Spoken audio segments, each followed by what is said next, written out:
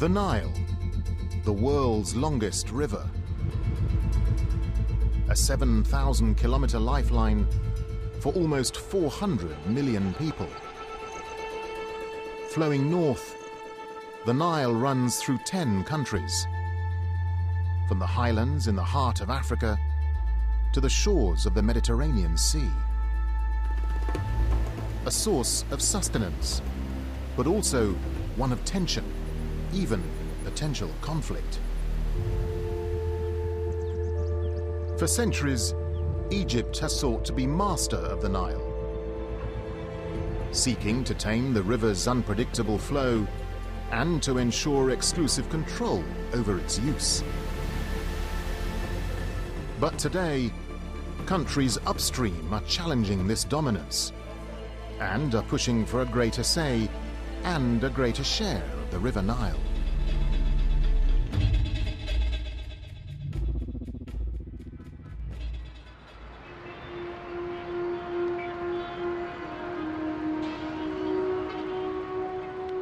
Cairo, capital of Egypt.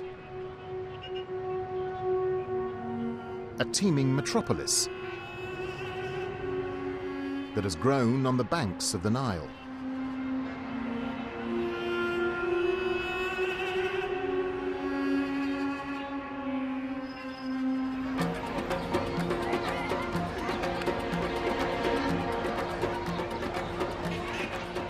It's the first day of spring, when Egyptians from all walks of life flock to the river to celebrate the arrival of the new season.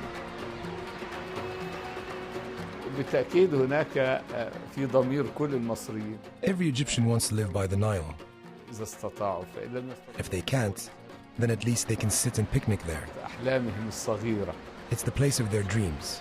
المهمومون. Everybody from young lovers to troubled souls come here for different reasons, either to enjoy themselves or to wash away their pain. يزيحوا الهم عنهم.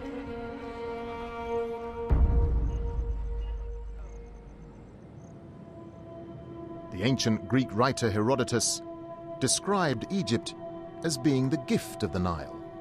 It was a fitting description. The major cities that run along the Nile are only there because of the Nile. If the Nile wasn't there, it would just be another part of the Sahara Desert. You know, it would just be dust and sand.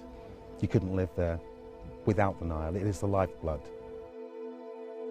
Attached to this source of life, 95% of the Egyptian population lives along its banks, just 5% of Egypt's land. The rest, just desert. The Nile may be most commonly associated with Egypt, but its waters begin their journey thousands of kilometers upstream. There are two main sources of the river. One is the Great Lakes of Eastern Africa, and the other is in the Ethiopian highlands, where the majority of the Nile waters originate.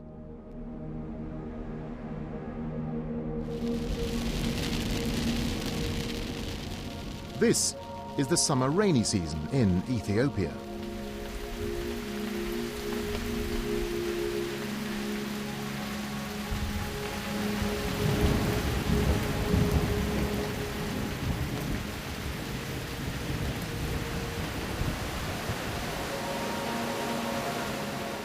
The rainfall forms gushing rivers and tributaries.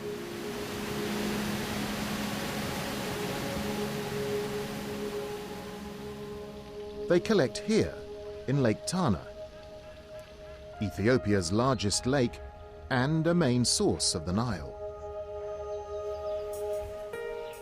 This 600-year-old monastery is situated on one of the lake's many islands. Decorated with biblical paintings, it belongs to the Ethiopian Orthodox Church.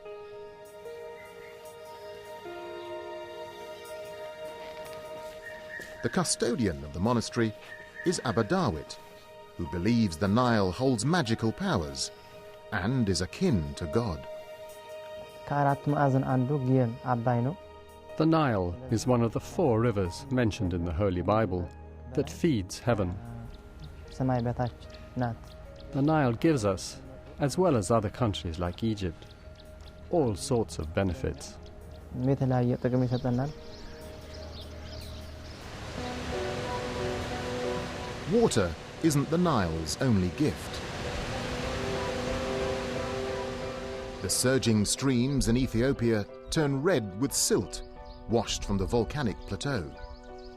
This silt, rich in nutrients and minerals, is borne downstream.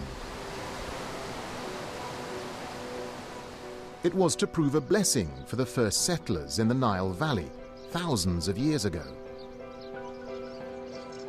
Each year, rainfall in Ethiopia caused the Nile downstream to flood its banks in what is today Egypt.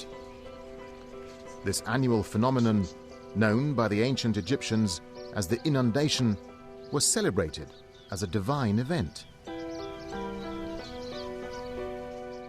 It was deified in the form of a god known as Habi. If you look at the pictures of this character engraved on the walls of Egypt's temples, you find that Habi is a strange character. He's a man with large breasts, but not a woman. He also has a protruding belly. So these two characteristics symbolize fertility and generosity granted by the Nile.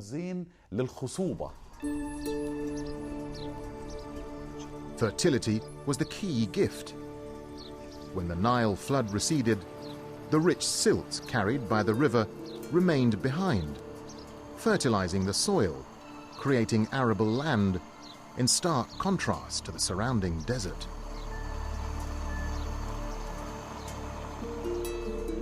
Ancient Egypt was the birthplace of agriculture.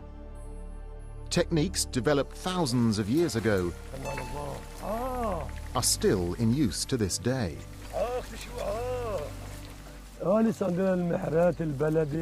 We still use the old plow, the one pulled by cattle. There are many tractors here. My uncle has a tractor. My neighbor has one. Everybody has a tractor. And I could borrow one at any time. But I prefer the traditional methods.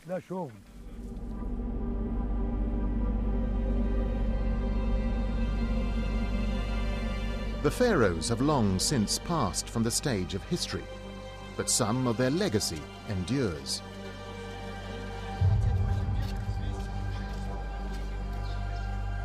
From time immemorial, the river has been a subject of adoration. O bountiful Nile, O bountiful Nile, O bountiful Nile. Ancient Egyptians exalted the river Nile. There's an old chant that goes, people don't eat jewels, they eat the bread made from the wheat that grew on the banks of the river Nile.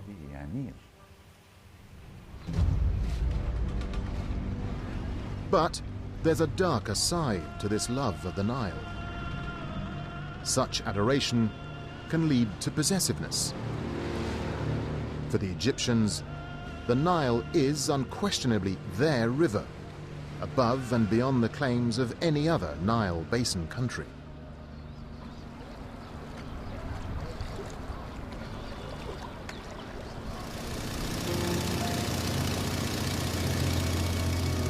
By the early 1900s, Great Britain ruled the length of the Nile. Egypt was strategically crucial as the Suez Canal controlled access to India, the jewel in the crown of the British Empire. To co-opt their allies, in 1929, Britain awarded the Egyptians exclusive control of the Nile. The 1929 agreement stated that Egypt had the right to veto any project on the Nile that would affect its share of the waters or the flow of the river to the north towards Egypt. This stipulation was based on the fact that Egypt completely depends on the Nile waters, while the upstream countries have other water sources. 30 years later, in 1959, a second agreement was signed. Freed from colonial overrule, Egypt and Sudan agreed on dividing the river's waters.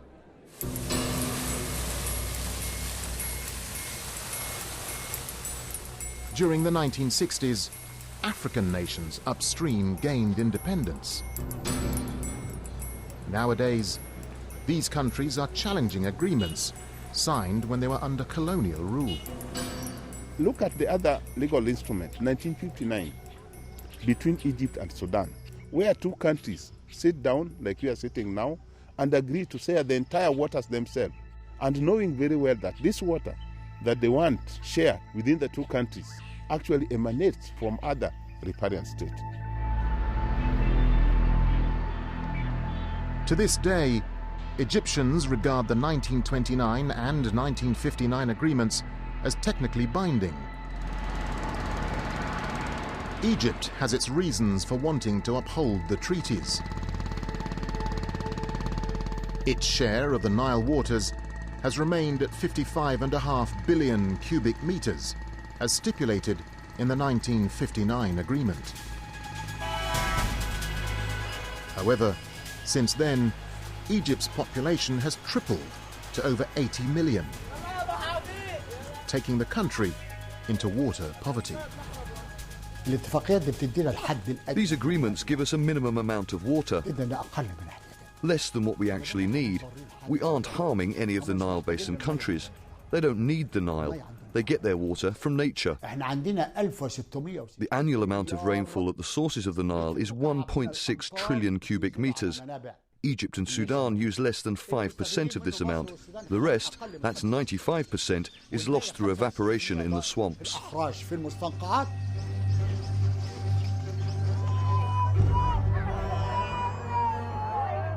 But sometimes rainfall is not enough. Famine has ravaged states through which the Nile flows. Here, in Ethiopia, one of the river's sources, the failure of the annual rains has led to catastrophe in the past. Millions have died.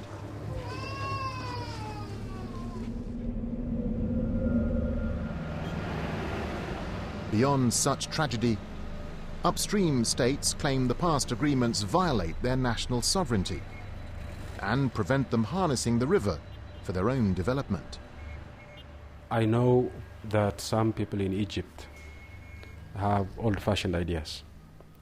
Old-fashioned ideas based on the assumption that the Nile water belongs to Egypt, and that Egypt has the right to decide as to who gets what of the Nile water, and that the upper riparian countries are unable to use the Nile water because they will be unstable and because they will be poor.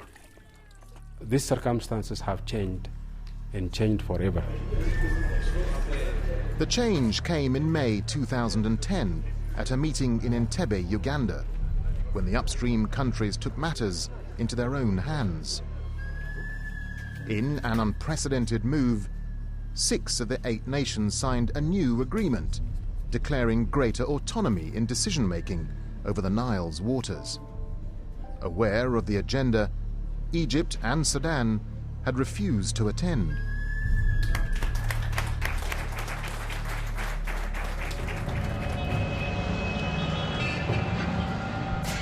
What was signed in Entebbe set off alarm bells in Cairo, touching the very chord of Egyptian fear about its water source.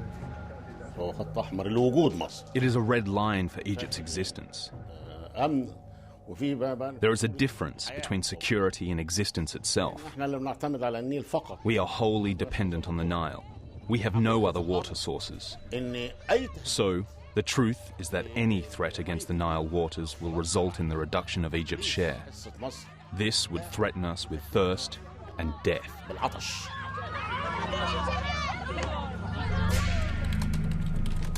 The spectre of a water war looms over the region. For Egypt, securing the Nile waters is a matter of national security, even if it means military action. A common feeling shared by most Egyptians. Egypt would die. What would we drink? Of course we would fight. We will fight anyone who attempts to stop our source of water.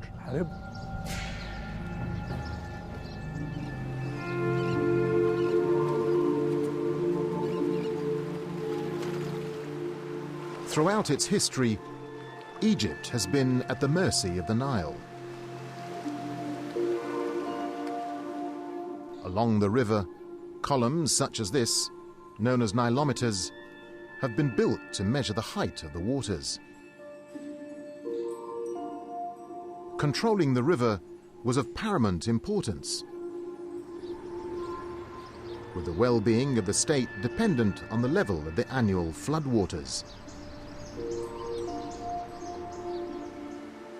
The key was in finding a way to reserve these waters for use during the dry summer periods.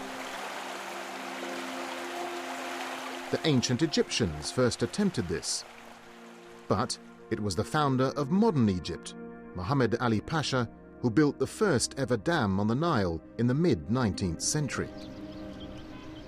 To this day, the old brick dam known as the Delta Barrage still stands. The Nile was on Muhammad Ali's agenda. It was extremely important because Egypt was threatened by drought.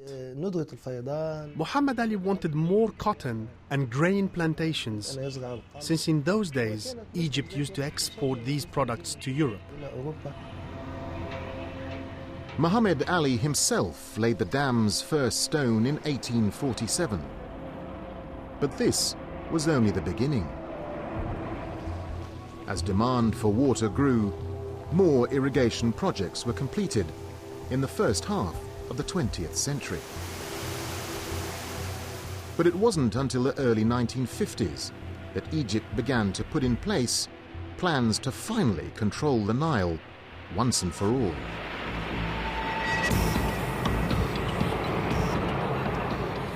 In July 1952, a group of army officers carried out a coup d'etat. Egypt's king was dethroned and exiled. A new regime took power.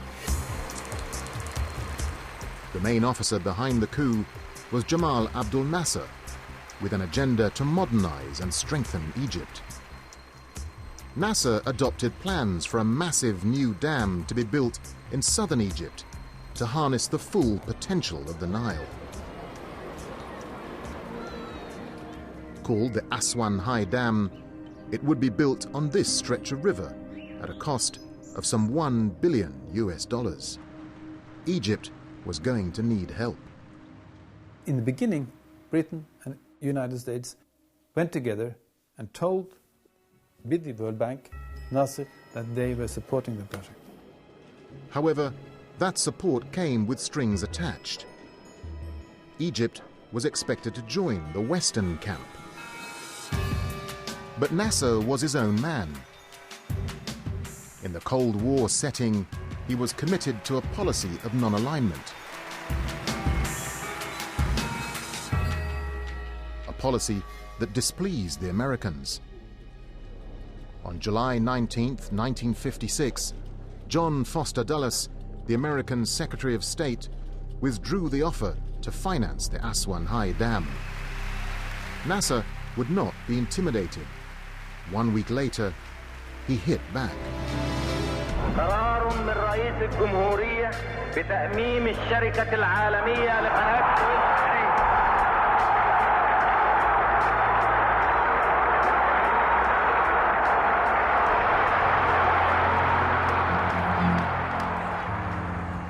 Nasser's decision to nationalize the company that owned the strategic Suez Canal was a bombshell. The revenues paid by ships passing through the canal could help Egypt finance the Aswan High Dam. It was a trump card, but it rattled the powers in Europe and led to the Suez Crisis of 1956. Britain, France, and Israel conducted a joint attack on Egypt to win back control of the canal. British and French troops landed in Port Said on the northern tip of the Suez waterway. But this was as far as they went. The invading armies were forced to withdraw under heavy international pressure from the United Nations. Egypt's relations with the West were shattered. Nasser now looked for friends elsewhere. In 1958, Egypt signed an agreement with the Soviet Union for the financing of the High Dam. The Russians gave Egypt two loans, 400 and 500 million rubles. This was not aid. Egypt paid back these loans from the Suez Canal revenue. With the Soviet loans, Nasser inaugurated the start of construction of the Aswan High Dam in January 1960.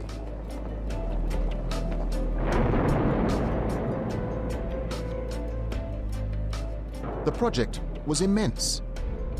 It is said that enough rock was used in the construction of the dam to build 17 great pyramids.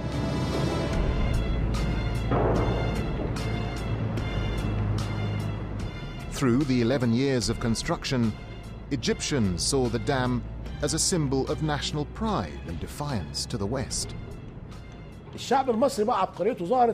Egyptian people proved their ingenuity by embracing the High Dam project. They glorified it in their songs, in TV and radio shows, movies, plays, and everyday activities. That's how it became such an icon of the nation, something which everybody rallied behind.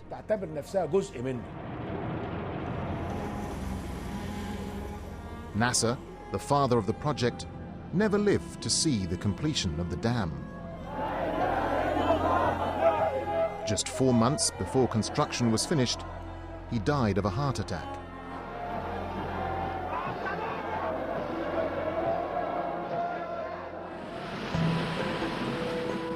The opening ceremony in January 1971 was attended by Egypt's new president, Anwar Sadat.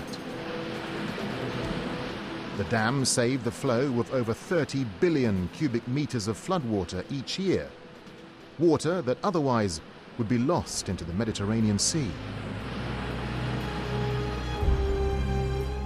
Behind the dam, a huge man-made reservoir known as Lake Nasser was created. The water held in this lake was Egypt's insurance policy against the river's unpredictable flow. The Aswan Dam gave the Egyptians a guarantee that there would always be water there. I mean, during the drought in the 1970s and 1980s in Sudan and Ethiopia, the Egyptians, they could go on cultivating as before because they had all this water behind the dam in Aswan. But perhaps most importantly was that the Aswan Dam in a way nationalized the river Nile in Egypt. Elsewhere, the river remained untamed. Upstream countries were still at the mercy of the Nile, experiencing at times either famine or devastating floods.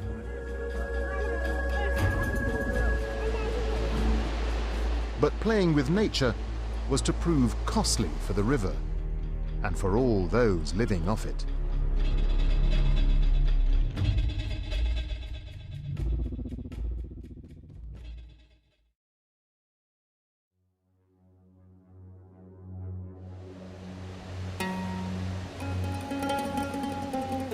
The Aswan High Dam, man's greatest ever effort to control the Nile. It halted the annual flood and stored a huge supply of water for Egypt behind its Great Wall. The dam was hailed as a triumph of engineering and water management. But there was a price to be paid. Prior to the construction of the High Dam, the River Nile used to bring 4 million tons of fertile silt each year that would deposit on the land. It was like a natural fertilizer. This silt, washed from the Ethiopian highlands, was no longer carried into Egypt. It now dropped uselessly to the bed of the man-made reservoir behind the dam. Deprived of the silt, Egyptian farmers today rely increasingly on artificial fertilizers. My grandfather and my father used to need only 1 sack of chemical fertilizer for an acre of land. Nowadays, each acre needs at least 7 sacks.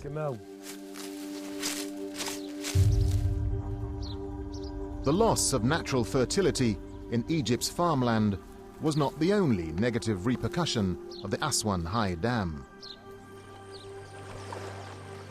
The reservoir formed by the accumulation of waters behind the dam was named Lake Nasser. Today, it's one of the largest man-made lakes in the world, stretching over 500 kilometers. It straddles the borders of Egypt and Sudan, an area known as Nubia. Situated on the banks of the River Nile, Nubia was home to many ancient temples. But in the 1960s, during the construction of the Aswan High Dam, the rising waters of Lake Nasser threatened to submerge these monuments.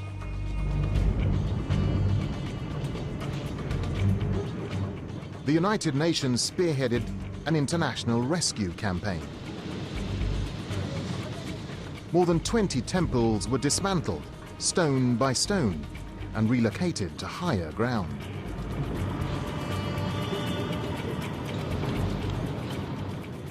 The largest of these were the 2 giant temples of Abu Simbel, built by the pharaoh Ramses II.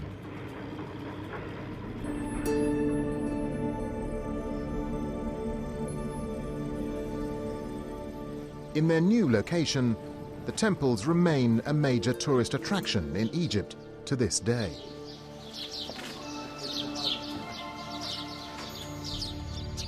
Archaeological sites were saved, but people living in the area received no such consideration.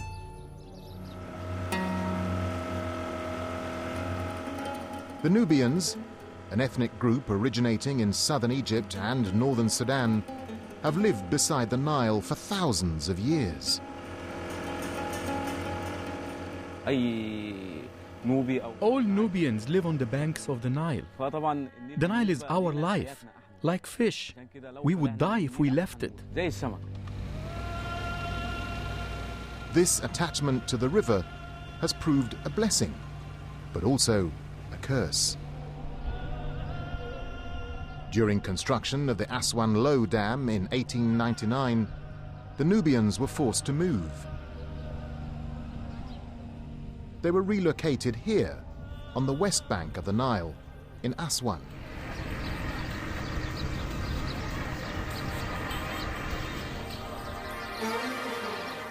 Today, the village of Khab Suhail is the most famous Nubian settlement, a place where tourists come seeking a glimpse of a traditional life.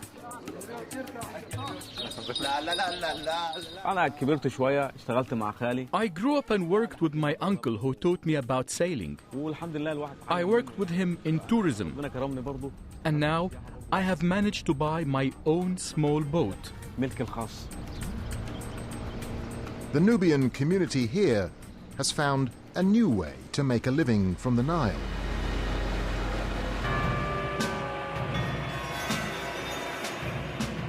But a second major displacement of Nubians was to prove far more traumatic.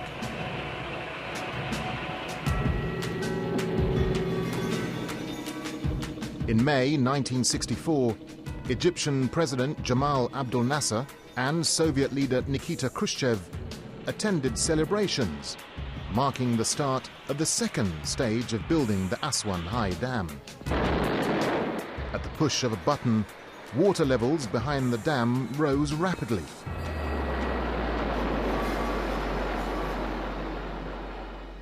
The project was on track, but at the expense of over 120,000 Nubians in both Egypt and Sudan who were forced to move. It was very difficult to be pulled out of our homeland and taken to another place. It was very harsh. The displacement my family suffered in the Nubian region was very painful. It was a huge sacrifice. They left everything behind. Many people died, among them many children. No one was given any time to do anything. Our people had to leave everything in a rush to catch the boat. A civilization dating back thousands of years was uprooted. The Nubians called their homeland the land of gold. But it was now gone forever for just a meager sum of money. My father received 36 Egyptian pounds in compensation for the house, the land, and everything else. The Egyptian and Sudanese governments had promised the Nubians better living conditions. But their new home, away from the Nile, proved far from satisfactory. They moved us into concrete buildings and at a stroke took away our history and civilization. They wiped out our identity. They took us away from the Nile. Nubians are only happy when they are beside the Nile, but not a single resettlement village was by the river.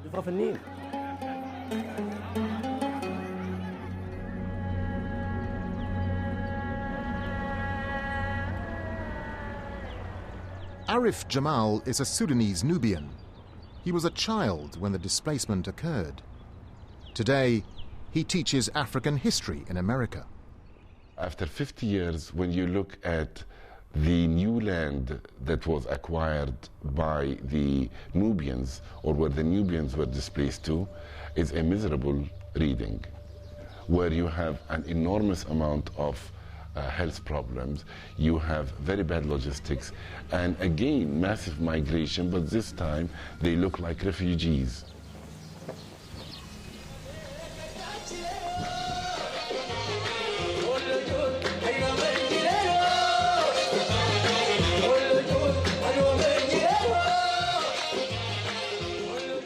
Despite the trauma of displacement, Nubians have done their best to keep alive their traditions and their distinctive language. Many Nubian songs center on a return to their lost homeland. Their dances inspired by the gentle flow of the Nile. You can never forget your homeland, the place where you are born and the place where you die. We live now in our memories.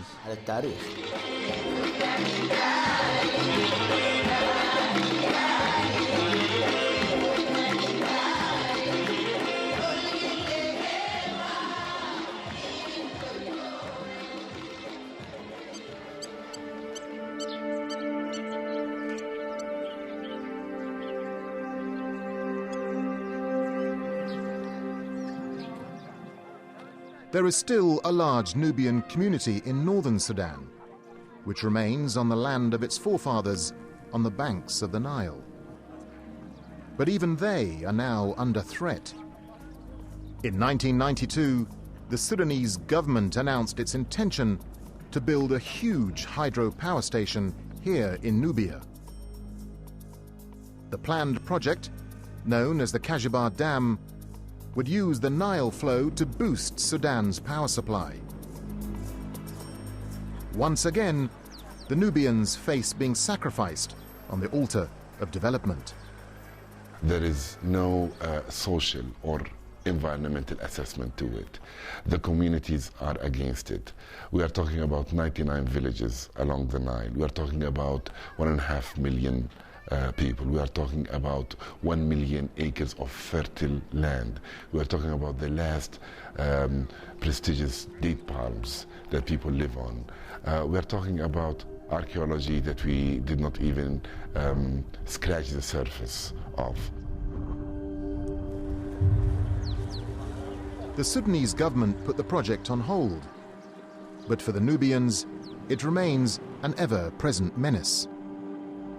It's just like a nightmare or a threat. Every now and then we hear the president talking about reviving this project, which is Kajabar. If they build the Kajabar Dam, this will be the last of the wonderful Nubian land.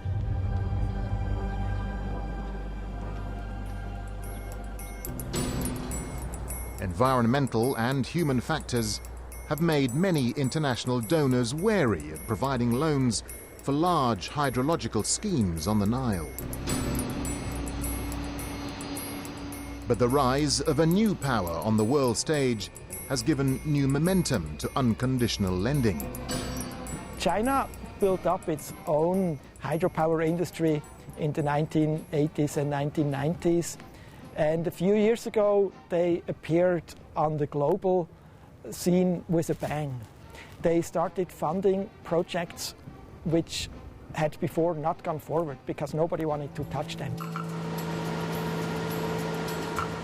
The Merowe Dam in northern Sudan is one such project. It was officially opened in 2009 by Sudanese President Omar al-Bashir amid great celebration. The dam was seen as the solution to the country's shortage of power. Its huge turbines using the river flow to generate electricity. But the Sudanese had initially found it difficult to get the project off the ground. The Sudanese government had tried to attract funding from European governments, from Canada, from other sources for many years, and they didn't succeed because of environmental concerns and human rights concerns. In 2003, Chinese and Sudanese officials put pen to paper on an agreement in which China would provide a substantial loan for the building of the Merowe Dam.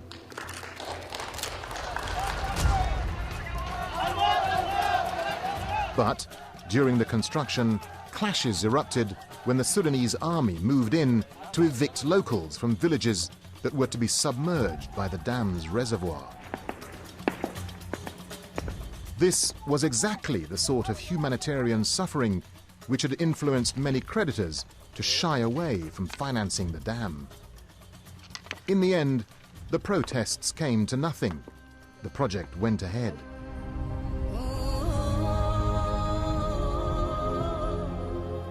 As the waters rose behind the dam, some 50,000 Sudanese had to leave their homes and much of their property.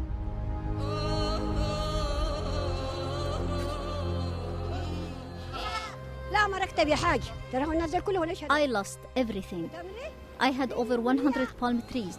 Is the government going to compensate us? If not, then our only compensation is from Allah.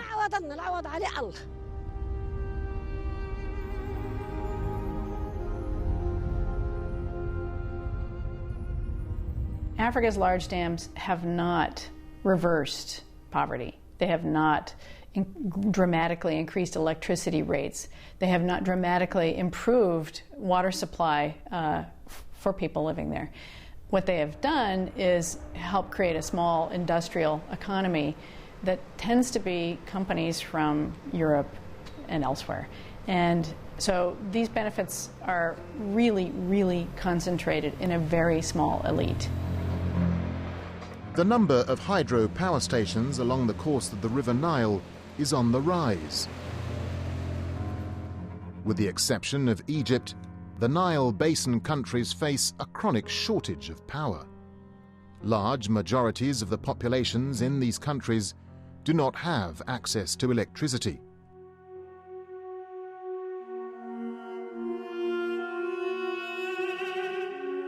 Uganda is one such example.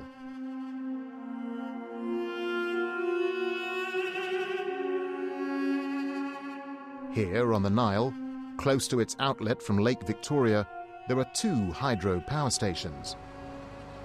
But combined, they don't generate enough power for a country with a growing economy and an increasing population. 9% of our people have electricity. 91% don't. So we have an aggressive rural electrification program, which is ongoing, and we have a target that in the next 4 years, this number, which is today 9%, should rise to 16% in the list.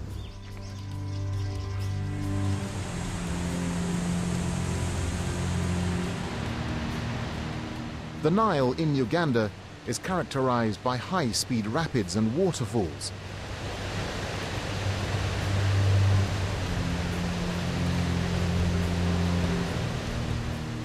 One of the most well-known is the Murchison.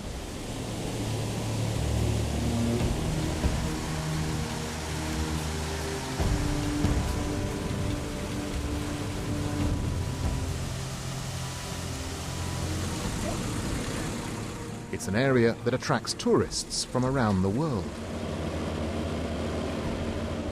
And it's home to Uganda's largest national park.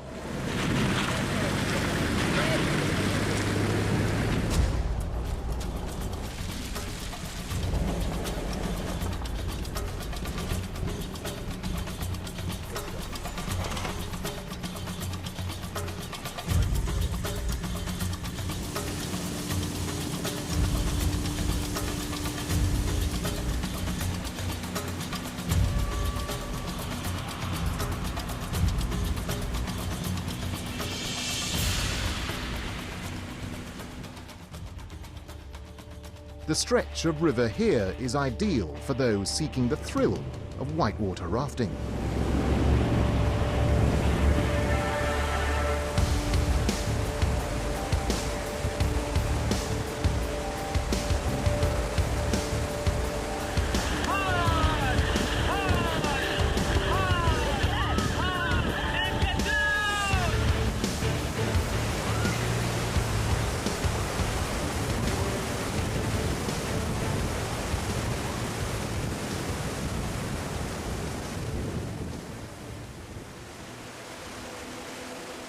Toto Closer has been running rafting expeditions for tourists along the river since 1996.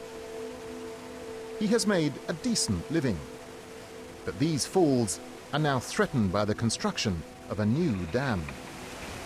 Toto is torn between the love of his work and his country's need for electricity. So for my comment about that dam, the electricity is good and rafting is good, so it's for them to know what is good, what is better between. I need electricity, but on the moment, I like rafting so much. I like rafting so much.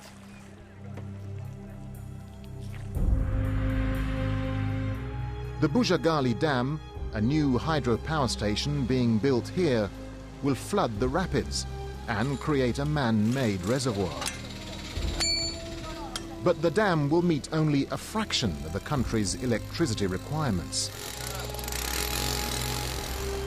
The Ugandan government is keen to exploit these fast-flowing waters to generate power.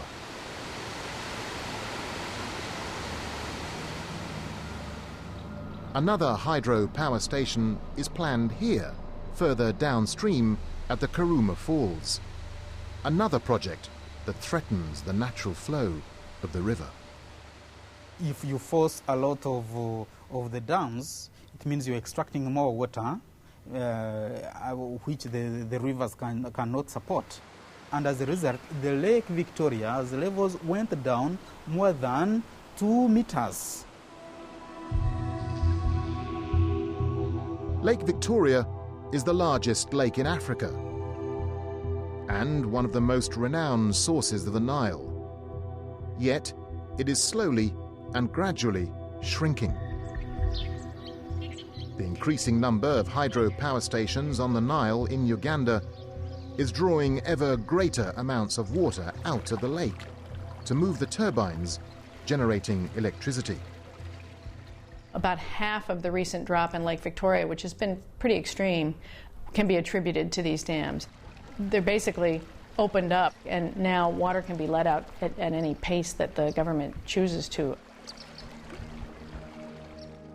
3 countries share the waters of Lake Victoria.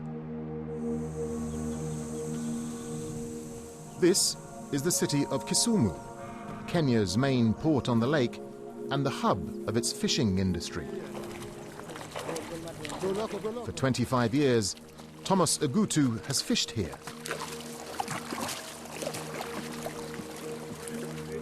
He remembers the days when fish were once plentiful and business was good. Nowadays, he's getting a much smaller catch.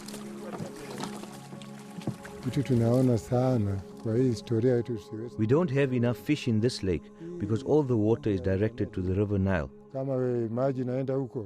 Look at those rocks. A while back, you couldn't see them. But now, they show how much the water level has dropped. And as they build more hydropower stations, all the water and all the fish will go to Uganda and to the Nile. The Egyptians are content that the water continues to flow on downstream. They accept their Nile partners building hydropower plants, but they are not prepared to allow upstream countries to build dams that will reduce the amount of water reaching Egypt. We don't have hostile intentions against anyone. We don't go to war just for the sake of fighting. But if someone is going to stop the water, Egypt will die of thirst. Then we will fight with all means available. As populations increase and economies develop, demand for the waters of the Nile is intensifying. The question remains, who owns the river's water? Perhaps the answer may lie in history. In a bygone era, when foreign rulers once controlled the full length of the great river.